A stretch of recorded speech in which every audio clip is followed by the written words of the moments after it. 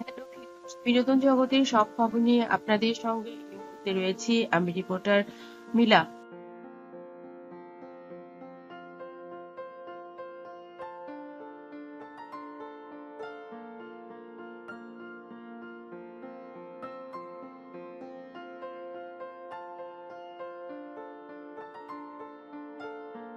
জয়, সবাই খুব ভালো আছে এবং মা পরিবার নিয়ে খুবই সন্তুষ্ট। মায়ের কথার বাইরে আমি এক পাও কোথাও যাব না, মাকে কথা দিয়েছি।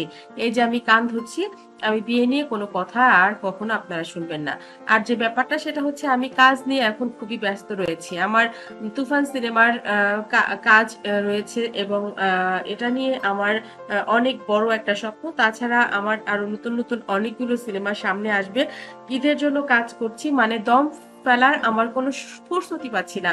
এরই মধ্যে আমি দেখেছি, নিউজ দেখি না তা না, কারণ তো নিউজ দেখার জন্য তো আমার একটা টিম রয়েছে, তারা আমাকে সব নিউজই দেখায়, সবকিছুই দেখি। কিন্তু দেখে আমি হাসি যে যে মানুষটা আমি সারা পৃথিবীর সঙ্গে যুদ্ধ করছি বাংলা সিনেমাকে এগিয়ে নিয়ে যাবার জন্য, সারা পৃথিবীতে পরিচয় করে দেবার জন্য, সেই আমার পাশে না থেকে কি একটা সিলি ম্যাটার নিয়ে তারা কামড়া কামড়ি একের পর এক এই যে চলছে ব্যাপারটা, এটা আমি এনজয় করছি এ কারণেই, কারণ একজন মানুষের ভালোবাসার জায়গা আছে বলেই তাকে নিয়ে কথা হবে, তাকে নিয়ে আলোচনা হবে, সমালোচনা হবে।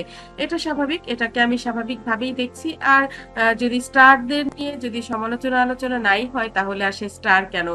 স্টারদেরকে নিয়ে গসিপ হবে, আলোচনা হবে। আর সবচেয়ে বড় কথা, আমাকে নিয়ে কথা বলে যদি কোনো রেমিটেন্স কোনো বাংলাদেশে আসে, ছোট ছোট ইউটিউবার ভাইয়েরা যারা কাজ করেন, কাজ করে পরিবারের জন্য অন্য তুলে দেন, সেখানে যদি বিনোদনের ব্যাপারে আমার কথা, পরিবারের কথা এগুলো বলে তারা যদি একটু ইনকাম করতে পারেন, দুবেলা দুমুঠো ভাত খেতে পারেন, আমার তো তাতে কোনো আপত্তি নেই। কারণ তবে তাদেরকে আমি এতটুকুই বলবো, তারা যেন এমন কিছু কথা বলেন, না বলেন যে কথাগুলোতে অন্যদের অনেক বেশি ক্ষতি হয়ে যায় এবং একটা রিউমার ছড়ানোর মতন হয়ে যায়। যেমন বর্তমানে যেটা চলছে যে বিসিএস ক্যাডারের ব্যাপারে তাহসানের মায়ের ড্রাইভার ছিল সেই লোকটি, কিংবা তাহসান প্রথম হয়েছিল তাহসানের মায়ের চেয়ারম্যান থাকাকালীন সময় বিসিএস এ, এই যে যে তাহসান কখনো বিসিএস পরীক্ষায় দেননি, তাকে নিয়ে যে 4-5 দিন ধরে এমন ট্রল হলো এবং এমন কথাগুলো ছড়িয়ে পড়লো, যেটা আসলে ব্যক্তি মানুষ হিসেবে, একজন সুশীল মানুষ হিসেবে, শিক্ষিত মানুষ হিসেবে,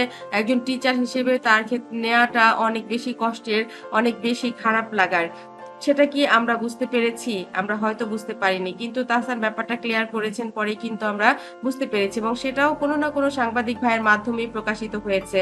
তো সেই দিক থেকে আমি সব সাংবাদিক ভাইদেরই একটু অনুরোধ করব যে এই ধরনের বাজে একদম যেটার সঙ্গে কোনো রিলেশনই নেই এমন কোনো রিউমার আপনারা ছড়াবেন না।